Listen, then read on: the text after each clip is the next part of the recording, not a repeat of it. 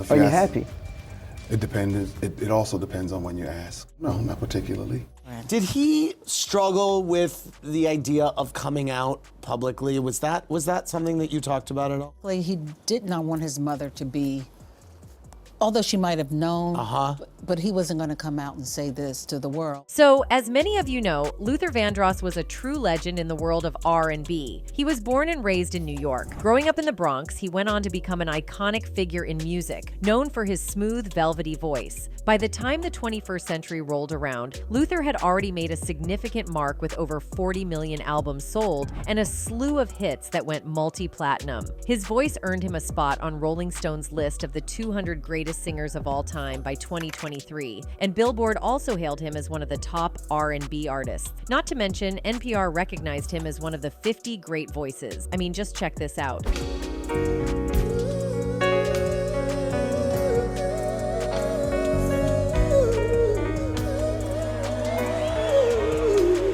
Luther's trophy cabinet was filled with Grammys, American Music Awards, and Soul Train Music Awards. Sadly, his life was cut short when he passed away in 2005 at the age of 54. However, despite all these incredible achievements, did you know that Luther Vandross faced some deeply personal and challenging issues away from the public eye, particularly involving his former record label boss, Clive Davis? According to his close friend Patti Labelle, Clive Davis pushed Luther into participating in activities that were against his will, which included some controversial gay rituals. Now, Clive Davis himself underwent a significant personal transformation. In 2013, long after he had been twice married and divorced, he came out as bi. This was a major revelation, especially considering he had believed he was hetero for the first 5 decades of his life. Clive openly discussed his journey of self-discovery, where he explored his attraction to men, marking it as a brave and honest disclosure.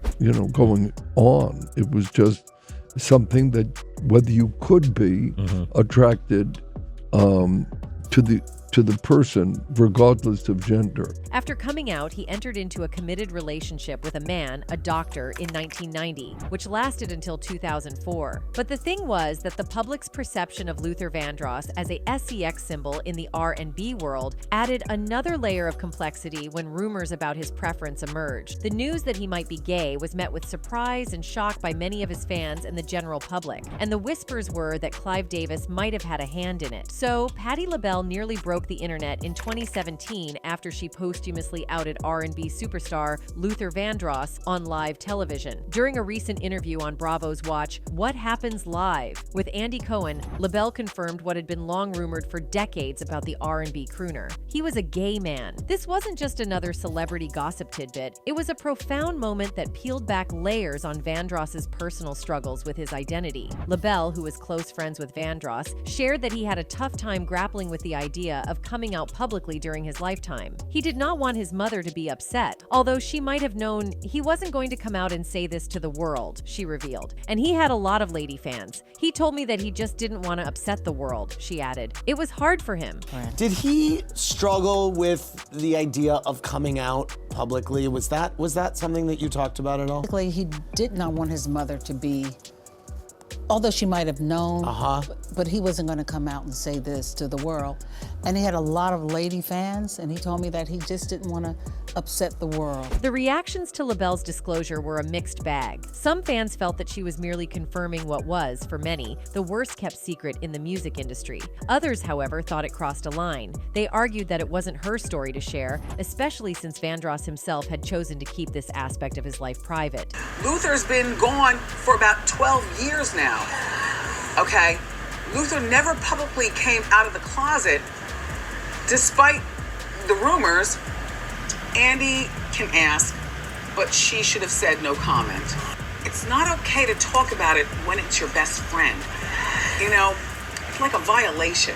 The whole issue of outing someone is pretty thorny in the LGBTQ community. Historically, revealing someone's preference or gender identity without their consent has been seen not just as a breach of trust, but as potentially dangerous. LGBTQ individuals have often faced ridicule, discrimination, and even violence as a result of being outed. And while society has made significant progress in terms of civil rights and the social acceptance of lesbian, gay, bi, and transgender people, coming out still carries substantial risks and requires courage. The stakes are even higher for individuals who belong to multiple marginalized groups. Being black and gay, for instance, adds an extra layer of complexity and challenge. During the 1980s, at the peak of his career, Luther Vandross would have been acutely aware of these challenges. The thought of coming out publicly as a gay black man in that era, particularly within the hyper-masculine and often judgmental world of R&B and soul music, must have been incredibly daunting. You can imagine the kind of inner turmoil and anxiety Vandross must have experienced. On one hand, there's the desire to be true to oneself, and on the other, the very real fear of losing everything he had worked so hard to achieve. Luther Vandross wasn't just a brilliant singer. He was a full-blown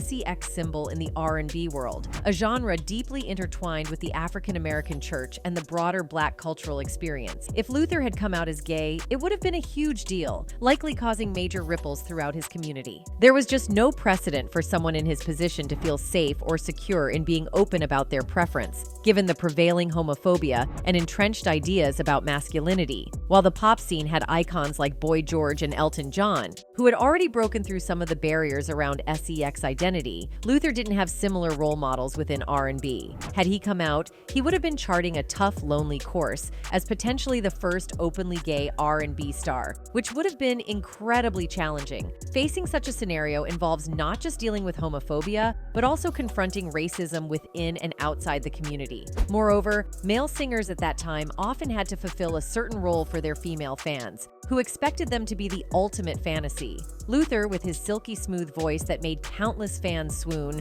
was no exception. Publicly identifying as gay might have risked his appeal to these fans and, by extension, his commercial success. It's a tough spot when your personal truths might undercut your career, especially in an industry as image-conscious as music. In fact, it doesn't appear Vandross ever really cared that people thought he was gay. He was simply unwilling to confirm or deny it. In a 2001 interview with Vibe, Vandross jokingly responded to the years-long chatter about his preference. "What do you want to know?" he asked. "Am I bi-coastal? Yeah, I have houses in Beverly Hills and New York. I know that I'm paying a price for being so private, and I do wonder if it's worth it," he added. Not being candid about his preference brought an onslaught of rumors that he had contracted AIDS. What's worse, years later in 2000, there was an erroneous report that he had died from the disease. Who would have wanted to come out in such a nasty climate? Nothing about being out at that time seemed safe or worthwhile. Like any black gay man, closeted or not, Vandross only desired what anyone wanted out of life: love and happiness. In the same Vibe interview, Vandross admitted that he had never been in love. "I'm still waiting," he said. "The time that I've spent being in love has never been reciprocated. Those are just the circumstances." His first experience of unrequited love occurred when he was just 16. The response was, "Thank you, but I'm not interested," he recalled. "It was very painful, unrequited, and alienating, very alienating. I want to play house," he added. "I want somebody who's not on payroll to care about where I am." How ironic that a man made famous for singing love songs on world stages, providing a soundtrack of love for generations, never truly knew love for himself. It's not clear if Vandross ever did find that fairy tale love by the time he passed, but even if he did, it's a shame that he struggled to simply be who he was out front and center. And speaking of controversies, Luther's life wasn't just about battling personal demons and societal expectations. He also had some public spats, notably a well-known feud with another R&B great, Anita Baker. I mean, you couldn't turn on the radio without hearing their smooth tunes. But here's the thing. Their relationship wasn't all sunshine and rainbows. It was more like a roller coaster ride of egos and clashes, especially when they teamed up for a mega tour. Let's talk about Luther first. This guy was all about perfection. He didn't just sing. He crafted masterpieces with every note. Luther was like the king of attention to detail. Everything had to be just right, from the songs he picked to how the stage looked. He set the bar high, and anyone who worked with him had to reach it. Now Anita was his polar opposite. She was all about heart and soul. Her voice could make you feel things you didn't even know you could feel. Anita didn't sweat the small stuff like Luther did. She just let her emotions guide her, which sometimes rubbed Luther the wrong way. So when they teamed up for this tour, people thought it was going to be epic. Two legends on one stage. But instead of harmony, there was drama. They fought over everything. What songs to sing, how to sing them, you name it. And with fans and the media hyping them up, the pressure was on. But their feud wasn't just about them. It affected everyone around them, the crew, the schedule, even the fans who came to see them. Backstage was like a battlefield, and even on stage you could feel the tension. But it wasn't all bad. When Luther and Anita put their differences aside, magic happened. Their performances were out of this world, showing just how pro they were. Now, let's switch gears to another feud Luther had, this time with En Vogue. These ladies were all about modern R&B vibes, the complete opposite of Luther's old school style. You could say they clashed like oil and water. The tour with En Vogue was like mixing oil and water, messy. Luther had his way of doing things, while En Vogue had theirs. They fought over everything, from the playlist to when to rehearse. And it wasn't just about music, it was about generations colliding. Luther was old school cool, while En Vogue was the new kid on the block. Their different perspectives led to even more clashes. But amidst the chaos, there were moments of pure magic. When Luther's smooth melodies blended with En Vogue's energetic harmonies, it was like music heaven. Now let's talk about Luther's personal life. It wasn't all glitz and glam. Luther struggled with some heavy stuff, like feeling really lonely and dealing with depression. See, Luther had to keep a big secret. His preference, as mentioned earlier. Back then, being wasn't as accepted as it is now, especially in the spotlight. Luther poured all those feelings into his music. His songs were like windows into his soul, reflecting his pain and isolation. Fans felt that connection, like Luther was singing straight to them. But Luther's struggles didn't stop there. He also battled with his weight and health issues, like diabetes and high blood pressure. His weight went up and down, and the media wouldn't let him forget it. They were always poking and prodding, which only made things harder for him. Despite all his personal battles, Luther kept singing his heart out. Even when he was feeling low, he'd step on stage and give it his all. That's what made him a true pro, never letting his troubles get in the way of his music. All right, let's dig deeper into the life of this legend. Luther Vandross Jr. was born in New York City in 1951. He grew up in Manhattan, where his dad was a singer and his mom worked as a nurse. Luther learned to play the piano by himself when he was just a little kid, but when Luther was 8, his dad passed away because of diabetes. In 2003, Luther made a song called Dance with My Father as a tribute to his dad. He wrote it because he remembered all the fun times they had together at home. Luther and his family moved to the Bronx when he was 9. His sisters, Pat and Ann, used to take him to concerts to see famous singers like Dionne Warwick and Aretha Franklin. He finished high school in the Bronx in 1969. After that, he went to college for a little bit but decided to leave and focus on his music career. While in high school, Vandross founded the first Patti Labelle fan club, of which he was president. He also performed in a group, Shades of Jade, that once played at the Apollo Theater. During his early years in show business, he appeared several times at Apollo's famous amateur night. While he was a member of a theater workshop, Listen My Brother, he was involved in the singles Only Love Can Make a Better World and Listen My Brother. The group performed in front of tens of thousands at the Harlem Cultural Festival in late August 1969. Directly afterward, he appeared with the group in the pilot episode and other episodes of the first season of Sesame Street during 1969 to 1970. Now, Vandross had a voice smoother than silk, and he could sing like nobody's business. But before he became a big shot on his own, he was backing up some serious music legends. In 1972, Vandross added his magic touch to Roberta Flack and Donny Hathaway's tunes. That's where it all started. Then, he worked his vocal mojo on Dolores Hall's album, singing his heart out on songs like Who's Gonna Make It Easier for Me and In This Lonely Hour. Vandross teamed up with David Bowie, the superstar, to turn his own funky jam into the hit Fascination for Bowie's album. From there, he hit the road with Bowie, belting out tunes as his backup singer, and the list goes on. Vandross lent his smooth vocals to loads of other big shots like Chaka Khan, Diana Ross, and even Ringo Starr. But Vandross wasn't just about singing for the big names. He also rocked the world of commercials, crooning catchy tunes for brands like Mountain Dew and Burger King. Can you imagine hearing his voice selling you burgers and soda? And it didn't stop there. Vandross kept on shining, lending his golden voice to disco hits, and even jazzing up Quincy Jones tunes. He was everywhere, spreading his musical magic far and wide.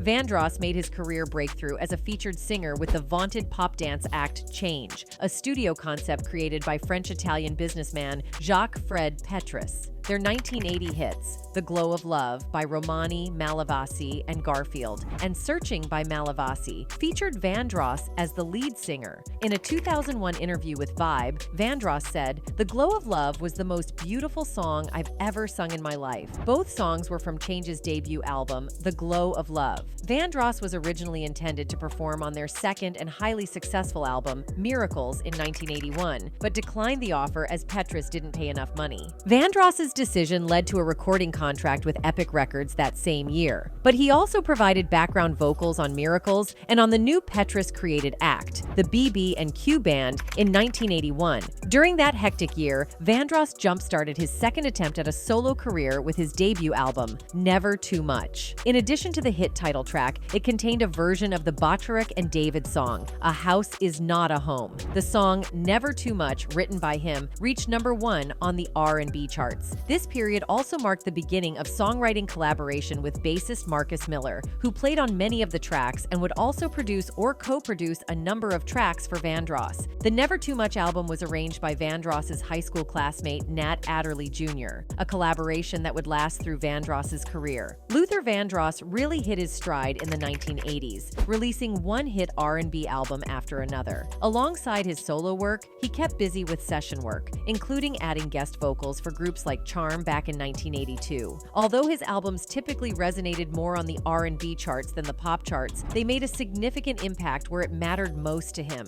During this era, Luther notched some serious wins with his singles too. In 1986, his song Stop to Love soared to #1 on the Billboard R&B charts. Another chart topper was his heartwarming duet There's Nothing Better Than Love, which he performed with Gregory Hines. These tracks weren't just hits, they were anthems that defined a significant part of the 80s R&B scene. Luther wasn't just making waves with his own music, he was also a sought-after producer. He took the helm on Aretha Franklin's comeback album, Jump to It, which not only went gold but also won awards, proving Luther had the Midas touch. He didn't stop there. He also produced the follow-up album, Get It Right, in 1983. That same year, Luther had the chance to collaborate with one of his biggest musical influences, Dionne Warwick. He produced, wrote songs, and sang on her fourth album with Arista Records, How Many Times Can We Say Goodbye? The title track, a duet between Luther and Dionne, climbed to #27 on the Hot 100 chart, hit #7 on the R&B chart, and reached #4 on the Adult Contemporary chart. Another song from the album, Got a Date, also enjoyed moderate success, doing well on the R&B and club play charts. Another notable project was his work with Diana Ross on the song It's Hard for Me to Say from her album